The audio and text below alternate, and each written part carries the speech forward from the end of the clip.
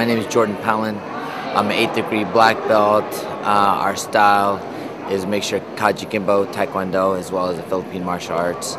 My accomplishments is 1996 World Stick Fighting Champion, year 2000 World Stick Fighting Champion, national promoter for NBL, president of the Affiliated Martial Arts Promote Association in Northern California. Back when I was 15 years old, I was ranked number 3 in fighting in Karate Illustrated, as well as number 8 in forums. And just run my martial arts schools, coach, instructor of world champions. Sure, two-time Yes. stick fighting world champion? 2-time world stick fighting champion. Describe stick fighting to the people that aren't aware of what it is really. Well, stick fighting, there's various forms of stick fighting competition. Actually, it derives from Philippine martial arts style of competition, utilizing a padded stick. It is more of a padded stick sparring, where you have a helmet, a padded stick, and it's optional to wear gloves. But then it basically is it's very similar to sports karate, point fighting, where you hit a scoring target, and they stop the match and they call point. The philosophy of that is one hit is one kill, because the stick is thought of as a sword or a knife. So targets would be the stick hand, or the weapon hand, the head or the torso, and the lower limbs of your legs. Now, live stick fighting is you use a helmet very similar to kendo. You use a body armor. The difference is you use a real stick, a real rattan stick. And it's more like a 3 1-minute round, and the scoring is based on very similar to boxing, where you get scored. There's a 10-must system. You get scored based on control of the fight, power, effectiveness of use of strikes. What's the other one? And just basically use of technique. And that's pretty much where I won the World Championship, is in the live stick fighting. What is there like? Where does stick fighting originate from, and how did it come over here to America? Basically, in the Philippines, a lot. The Philippine martial arts actually originate from more of the Cebu area. That's in the Visayan islands of the Philippines, and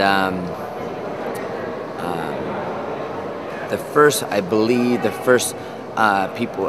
first Filipinos who pioneered and brought the Philippine martial arts to the United States was Remy Presas. He was one of the first that I know of that propagated the Philippine martial arts in the United States. And actually, it was my father, Max Palin Sr., who sponsored him, bought the ticket and got him to the United States.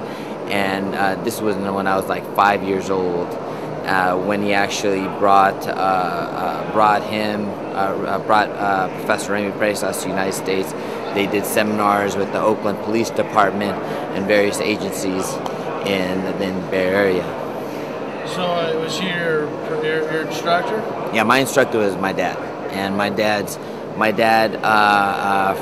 his first instructor was was his grandfather, and from there, when he came to the United States, he wanted to train some more, and but then there was no Philippine martial arts instructors, so he went back to the Philippines and continued his training, and then from there he brought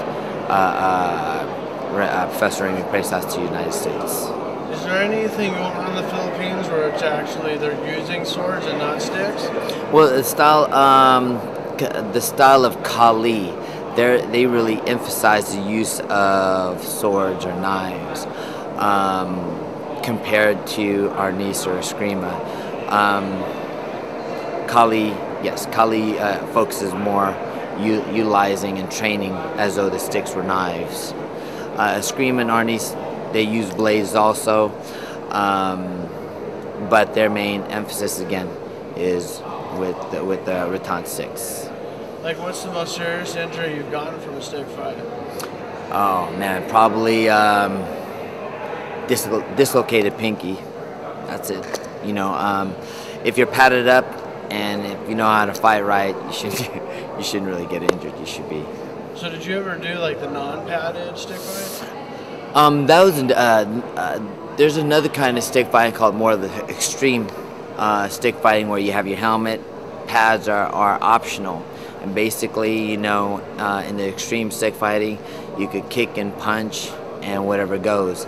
I've never done that.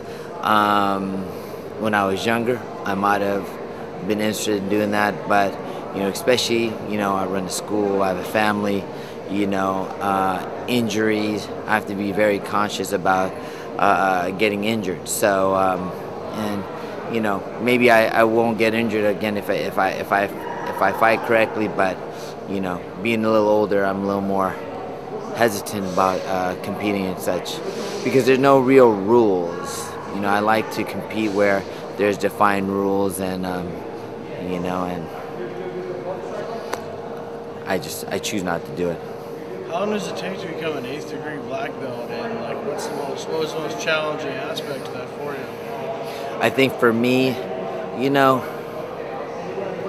see, I grew up with martial arts. I was 5 years old when I started, you know, so I've been in martial arts for 33 years. Probably the hardest part was being younger when I was forced to train.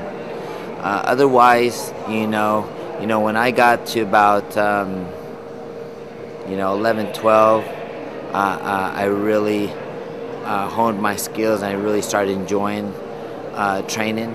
And then after that, you know, it was just, you know, I progressed, and I got promoted, you know, and I never really looked I never looked as, oh, I want to get my second, I want to get my third. I just trained, I just taught, I just competed, you know, and if I focus on self-improvement, you know, then the promotion came. So probably the hardest part was when I was younger, when I was basically forced to do it. Being the youngest, being a child of an instructor, you were kind of like forced in the position. Back in the 70s, you know, there wasn't a lot of 5-year-olds who were training. The only people who trained when they were 5 is kids of instructors. And so put in that position, you know, I got very good at a young age, especially because we trained old school style, you know, hard, you know, really intense. But other than that, after I got over that and embraced the fact of training, embraced and was motivated to improve myself, you know, then it was pretty much easy sailing after that. How long does it take to become an 8th degree black belt? It took me 33 years. Wow, really? Yeah, it took me a while.